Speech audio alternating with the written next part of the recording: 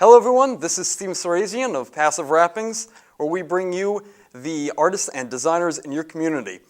Today we have Al Forgione, the set designer, who has worked on anything anyone recognize in the area? I've done a little bit of work for Family Performing Arts Center, Bridgewater State University, Umbrella Arts Center in Concord. A little bit all over the Massachusetts area. Okay, so as a set designer, I know you're a little iffy on if that should be your title, in fact. What exactly, in a short synopsis, do you do? It depends on what I get hired for. Sometimes I'm hired to just design a set and kind of submit the design concept and the drawings for it. Other times I'm hired to design and build a show. Sometimes just build a show. So I try to be very versatile and open-minded and not kind of corner myself into one corner. Okay. When did you get started doing this kind of work? And I know there were sort of two elements that you just mentioned to it, but when would you say is some of the earliest that you were involved in this sort of both design and construction that you do? My introduction to theater as a whole was, mostly through the drama club in high school. And someone kind of gets it into your head that you can study theater when you go to college, even though like in high school you're just kind of mainly there to screw around and just make your friends laugh. But then once I was in college, that's when I started to get introduced to the idea of designing a set instead of just like putting some walls together and calling it a set. So I did that through college. Once college finished, I freelanced in the area, mostly Massachusetts, New Hampshire, and Rhode Island for about 5 years, and then went back to school, got my master's degree, which I finished this past July. Where did you do your master's work? The Royal Welsh College of Music and Drama, which is in Cardiff, Wales. Okay. So you had to go across seas for that. Yeah. Is there any particular reason that you chose that program? I just wanted to expand my horizons, get a different cultural perspective on what I do, because the UK has a different kind of way of looking at set design as a whole. And also, the Royal Welsh has a really good reputation over there. So I figured like I would at least apply and just see what happened, and luckily enough, I got in. What would you say is the difference between the way that Americans and the British approach set design? In the States, it's more presentational. Everything is very flat and kind of flashy. It's very, think Broadway, think lots of flashing lights. There's a bit more spectacle in the design. Whereas in the UK, you tend to see a lot more moody, atmospheric concepts on stage. And there's more of a emphasis on the actual tactile nature. Like if something looks like a set piece is concrete, you could touch it and it would feel concrete as well. They're very into very realistic textures and kind of making you feel like you're in the room with that world, as opposed to here you're used to being like, I'm the audience member and I'm watching something. Look at the pretty lights. Okay. Well, we're going to look at some of your work in a couple minutes. Maybe we'll see, how that might affect your work and the work that you've done. Yeah, sure. That education. I kind of want to backtrack a little because you started when you were in drama club in high school. Yeah. So back then, were you involved in the set design, or were there other things that you tried out, or? No, just mostly building the sets, which in a high school drama club is pretty simple in nature. Mm-hmm. And again, my memory is building a wall and then rebuilding it about 5 times because we got everything wrong, because you can only learn so much in a short span of time. And also, we're 15, 16, we don't want to learn anything. Again, we just kind of want to amuse ourselves for a little while. And then, but as time goes on, you take it a little bit more seriously. But no, it was just kind of building Not a heck of a lot of painting, on my end at least. I didn't trust myself with a paintbrush. I didn't really take any art classes in high school or anything like that. So when you ended up doing your undergraduate work, is that when you started your arts education, would you say? A little bit, yeah. Growing up, there was always people around me that were better at art in the traditional sense than I was. So I just kind of stopped drawing pictures and things like that and didn't pick up a pencil again until I was 20. And then kind of felt like I had a lot of catching up to do from that. And in college, to kind of supplement the theater classes I was taking a lot of art history classes as well. Not a lot of practical art classes where I actually had to do some kind of project, but I was just at least learning about the history of art and how I could use that in like the theater world. Well, let's start by taking a look at one of the designs that you did. Yeah, sure. Now, this design, first off, explain what we're looking at. How would you approach when you did this work? How did you approach it? Okay, well, the show is a musical called Assassins. Okay. Which is a Stephen Sondheim musical about all of the presidential assassination people and people that attempted to assassinate, all kind of interacting with each other delightful. Through song and dance. Yeah, it is a lot more entertaining than you would think, which really interested me because the show doesn't really have a lot of set locations. Some scripts say, okay, it takes place in this room during this time of day. But there really isn't any. It's just, two people are talking in one scene, then they're singing in another scene. So there's a lot of play as a designer to figure out what that world is going to be. So this gives you actually, in this one, you had a lot of freedom as to what the stage would look like. Yeah. So do you start, with the actual physical aspects of the design, do you start by drawing out, or do you go straight into the computer? I kind of sketch out a little bit after reading the script, and before I start really even sketching, I tend to talk with the director a lot and sort of figure out what that director wants to do and where she's thinking. And we had a lot of really nice conversations about, because the show also breaks down like who did all the assassinations and who they were as people and what kind of drove them to do that event. So that we kind of talked a lot. We were talking less about like stage shows and more just about like human psychology. And we were trying to think about ways to translate that onto the stage, which is why you see a lot of American iconography in that computer rendering. And we talked a lot about how they would view those images as not bright and shiny like the American dream, and more faded, worn. There's sort of a grittiness to some of the sets here. Yeah, and that's what we wanted to go for. So you touched on something which I've never been involved in any play work, so Okay. I'd be interested to know, because your creative work is bracketed within a sort of larger creative work of the play. Pretty much, yeah. And so there's obviously the work that you're doing, and you talk about working with the director to sort of get this, the right feeling. And I'm wondering how it is that you interact with other people who are involved in this endeavor, like there are actors and there are, costume designers and things like that. And I'm just wondering, do you ever have to communicate with any of them, or do you mostly work with the director, or how is the sort of chain of command, so to speak, work? The chain of command is usually director is kind of at the top, or director and producer, depending on where you are. And then you have the designers, and then which would be like lighting, set, costume, props, makeup, special effects, things like that.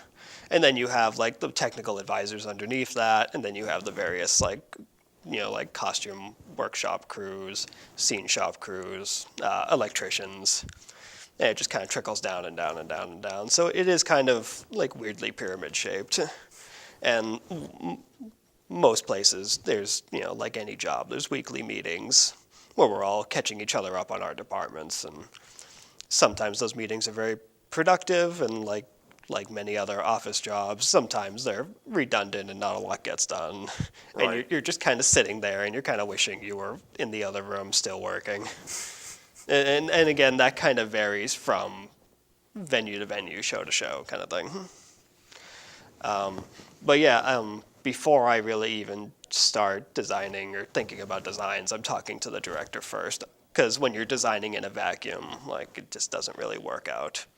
Right, you have to make sure the visions of what this is supposed to be all match. So everybody involved is creating a fluid project. Yeah, and I'm doing a show right now called The Foreigner, and before we even started having production meetings, I made sure I got in a room at least with the director, the stage manager, and the technical director who also acts as the lighting designer. So we could kind of talk out like what we wanted the show to be like, the kind of world we need it to be, and what's practical, what are we going to try and reach for. So there's a lot of, the best kind of shows are the ones where there's a lot of open communication between departments. And when that communication isn't there, then sometimes the show suffers for it. So I want to get some looks at the final products Yeah, of sure. what it was that you produced.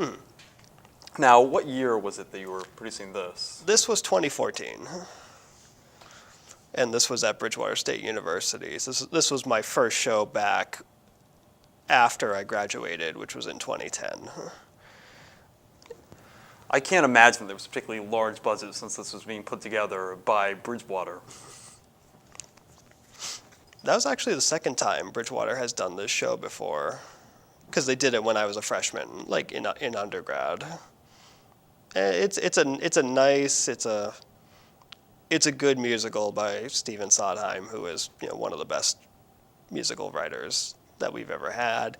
But it's also not very corny or kitschy or jazz handy.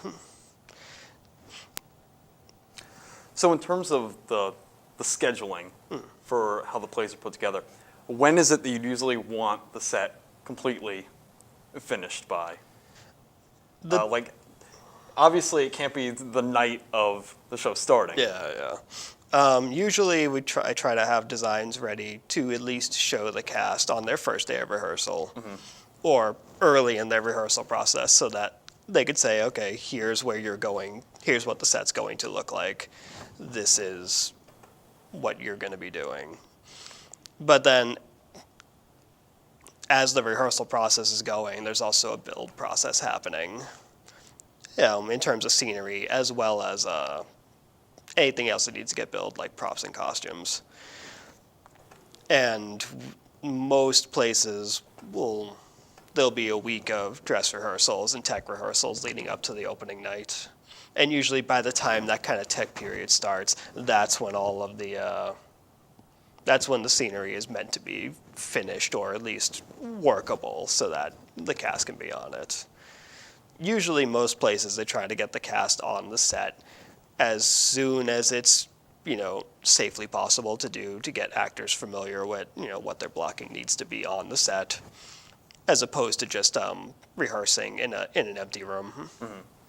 And sometimes you can get actors on a set pretty quickly. Sometimes it's kind of down to the line and kind of to the last minute, depending on circumstances surrounding the production. Now, for this project, now this one, as we move forward into the photos, looks more involved to me than the last one. Well, as I said with Assassins, there really was no set location. This is the opposite, where the script is very specific of, it is this kind of room, there are these many doors, all these doors serve an important purpose, and you can't really mess with that, because everything referenced in the script helps drive the plot along. So you have to pay really close attention to what the kind of location is. Now, who was the producer of this project? This was the Papermill Theatre Company at Gene's Playhouse, which is up in Lincoln, New Hampshire. And which play is this? This is called Lend Me a Tenor, which is a farce comedy with lots of mistaken identities and very sitcom-like circumstances. So with this one, you didn't have the same level of freedom. The play itself actually dictated a lot of what the design would have to be. Yeah, but there's a certain kind of like problem solving, and you can find ways to be creative within those parameters, which I think we did a good job on with this show. Now, as far as the parameters of your creativity, I'm wondering, because I am not familiar with actually what the stage directions of this play are, so I'm wondering what the areas of freedom they actually had to work within were, for instance, with this. With the style of this piece, is the time period already set? The time period's set. The time period is set. Yeah. Okay. Is it, for instance, the color scheme is open to interpretation, things like that? Yep. All right. As we actually get some context for size here with people, these are, I assume, taken during the play itself. Yep. Yeah.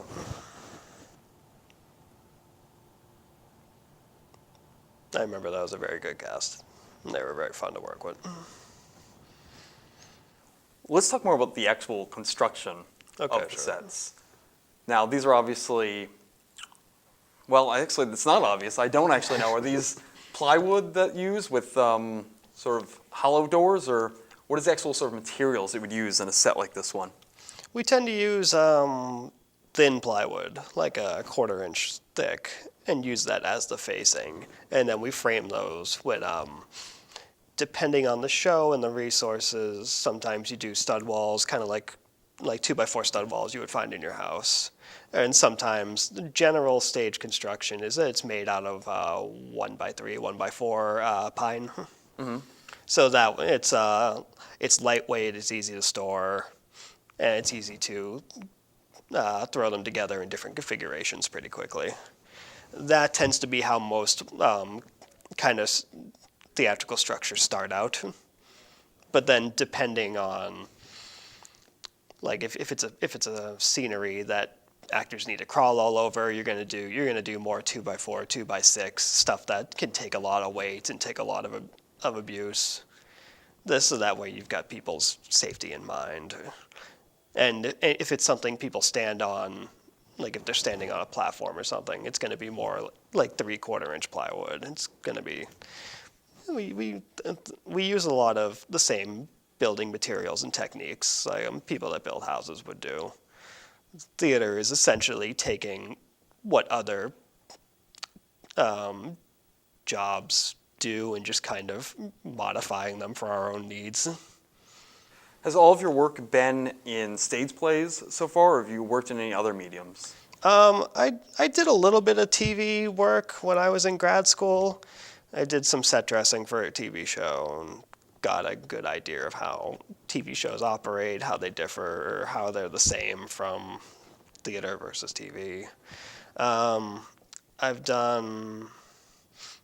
done the odd bit of like prop work, and I've done some lighting when I was an undergrad, but I primarily tend to stay with things focused on the set relation to the scenery.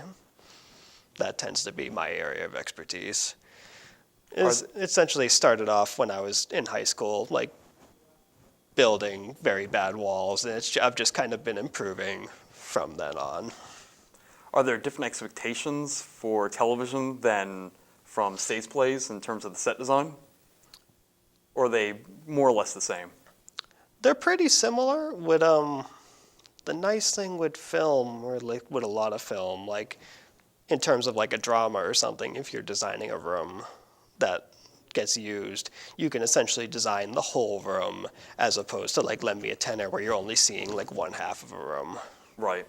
And so you can build the whole room as is and walk around it, and then when they need to film, they can remove walls, remove panels to get the cameras in to set up certain shots. So it's very interesting being kind of like a 360 environment. Yeah, the camera work can actually do a lot to hide sort of the issues in television, I imagine, or from what I understand. I don't know what the expectations that most people have when they go to a stage play are in terms of realism. I don't know how much that factors into what your thinking is when you're designing a set. Obviously, it would probably differ from play to play. The two that we've already looked at, obviously, there's a noticeable difference. In Assassins, there didn't seem to be any attempt to make it felt lived in. Correct, at all. yeah. It also depends on how close on the venue and how close the audience is to the actual performance. With Lend Me a Tenor, the audience was a little bit closer than the audience that would have gone to see Assassins. So you gotta kind of keep the details in mind a little bit more. And some venues are so small that you can put in very realistic 3D texture, and that'll translate to the audience. Whereas if you have an audience that's far away from the actual stage space, you can still put all that effort into creating a very realistic environment, but it won't necessarily translate from where the audience is sitting. So those are the kind of things you have to keep in mind. You have to factor in where the audience is going to be located. You have to factor in probably things like lighting, I'd imagine. You're not the lighting designer, but I imagine the two have to... I'm wondering what your relationship is actually to lighting designers, because I imagine the set and the lighting have to interact a lot. Or am I wrong about that? No, you're pretty spot on there. It's always good to work very close with your lighting designer, because they're going to be the ones lighting your world. And especially if you do a show where there's what we call practicals, which we did have in Lend Me a Tenor. Practicals being like actual lamps on stage that actually work and things like that. So you need to communicate a lot with, like, okay, there'll be practicals here, and then if you have a window in your set, then a lighting designer is going to be thinking about getting like sunlight through the window, casting shadow onto the stage floor and things like that. So the environment you're working on really dictates on what kind of lighting design there's going to be. And the less realistic, the more room there is to play with more fantastical lighting and things like that. I wonder, because when you were in high school, you didn't take things particularly seriously. Well, who does in high school? If there was anybody who was watching this who was in high school now, what would probably be some good things for them to focus on if they were thinking about going to the sort of realm of work that you're involved in? Well, I feel like kids have more access or more resources, because now they can just type in theater on YouTube and get all of these videos from Broadway and Chicago and from London and kind of get a feel for like what the professional industry is like. It's like at no point as a kid was I like, yes, theater is the road for me. It's just kind of, I just kind of fell into it. Yeah, and now it's the life I know, and that's what I'm still doing. And also, like, at least I feel like we had very antiquated technology when I was in high school, like lighting cables with asbestos and things like that, stuff that's most likely not being used these days. I'm wondering, do you find that a lot of people who are in theater sort of get into it later, or a lot of them sort of early off in life, they're like, I'm going to be involved in the theater? Some of them start very early. I remember working at a summer theater in New York State, kind of in the middle of nowhere, but they had a talent pool of kids from the area that would come in to flesh out like the kid parts in musicals, and they'd all been acting since they could walk, and they had more impressive resumes than any of the professional actors. It was actually really, really crazy.